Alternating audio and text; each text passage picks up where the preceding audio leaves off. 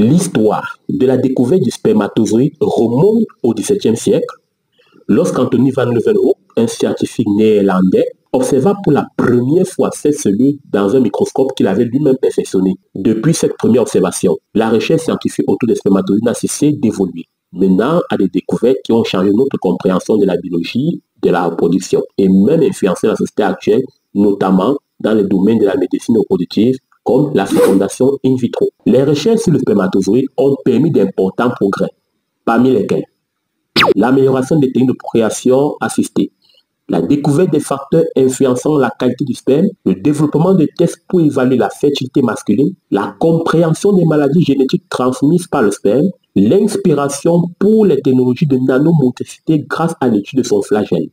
Pour découvrir en détail toutes les parties fascinantes de cette cellule et comprendre pourquoi le spermatozoïde est une véritable machine microscopique parfaitement conçue pour accomplir une seule mission, féconder l'ovule, restez avec moi jusqu'à la fin. N'oubliez pas de vous abonner pour soutenir la chaîne et surtout pour ne pas manquer nos prochaines vidéos scientifiques. Passons maintenant à la description schématique des parties d'un spermatozoïde humain à titre d'exemple. Commençons naturellement par la tête. La forme particulière de la tête du spermatozoïde a été décrite dès les premières observations au microscope par van Leeuwenhoek. Plus tard, des études plus poussées ont révélé sa structure interne complexe. La tête du spermatozoïde humain mesure environ 5 à 6 micromètres de longueur. Elle contient principalement le noyau qui renferme l'ADN venant du père et sur sa partie frontale se trouve l'acrosome. L'acrosome a été identifié comme une structure distincte à la fin du 19e siècle et son rôle crucial dans la fertilisation a été découvert au XXe siècle. Cette vésicule est située à l'extrémité de la tête comme tu peux le voir, recouvrant environ 2/3 du noyau. Elle est remplie d'enzymes telles que l'hyaluronidase et l'acrosine. Lors de la réaction acrosomiale, ces enzymes sont libérées pour dissoudre la zone pellucide qui protège l'ovule, facilitant ainsi l'entrée du spermatozoïde. L'étude de l'acrosome a inspiré certaines techniques en bioingénierie, comme des capsules biologiques capables de libérer leur contenu dans des conditions précises, imitant ainsi l'action des enzymes lors de la fécondation. On comprend donc que la tête du spermatozoïde a pour fonction principale de pénétrer la membrane de l'ovule grâce à l'acrosome. Passons maintenant à la description schématique du noyau. Sa présence a été identifiée lors des études sur la structure cellulaire au XIXe siècle, il faut le rappeler. Le noyau du spermatozoïde occupe la majorité de la tête de ce dernier. Il renferme la moitié des chromosomes porteurs de l'information génétique venant du père, soit 23 chromosomes. Sa fonction clé est de transmettre l'ADN paternel à l'ovule lors de la fécondation. C'est lui qui détermine la moitié du patrimoine génétique de l'enfant.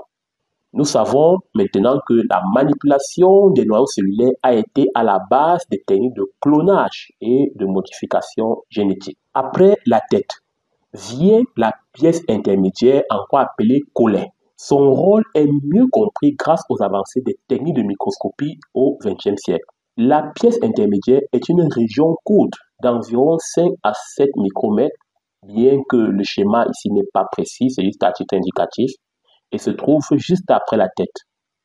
Elle contient des mitochondries organisées en spirale qui fournissent l'énergie sous forme d'ATP au mouvement du flagelle.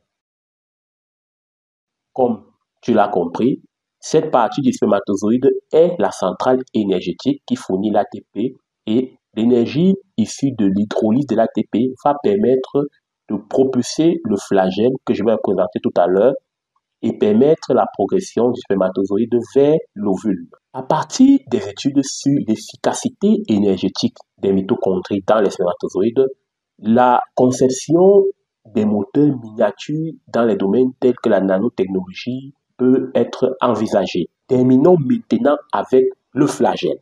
Décrit pour la première fois au XIXe siècle, son rôle crucial est dans la motilité du spermatozoïde. Le flagelle mesure environ 50 micromètres, soit environ 10 fois plus que la tête du spermatozoïde.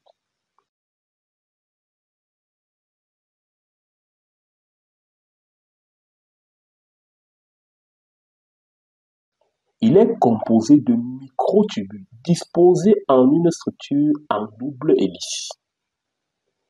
Le flagelle est responsable du mouvement des spermatozoïdes lui permettant de nager vers l'ovule.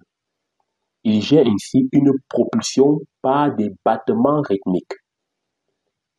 Naturellement, le fonctionnement du flagelle a inspiré la conception des nanorobots et d'autres dispositifs miniaturisés capables de se déplacer dans les fluides pour délivrer des médicaments ou accomplir d'autres tâches médicales précises. Voici donc un schéma d'un spermatozoïde humain. Tout ce qui précède permet de dire que le spermatozoïde humain est une cellule complexe et parfaitement adaptée à sa mission de reproduction. De la tête qui pénètre l'ovule au flagelle qui le propulse, chaque partie joue un rôle essentiel. Comprendre ces structures nous permet non seulement d'appréhender les bases de la fertilité humaine, mais aussi d'inspirer des innovations dans des domaines technologiques et médicaux. Si tu as aimé cette approche et que tu souhaites en savoir plus sur d'autres aspects fascinants de la biologie, abonne-toi à ma chaîne et active les cloches de notification. Reste connecté pour des prochaines vidéos sur des sujets tout aussi passionnants.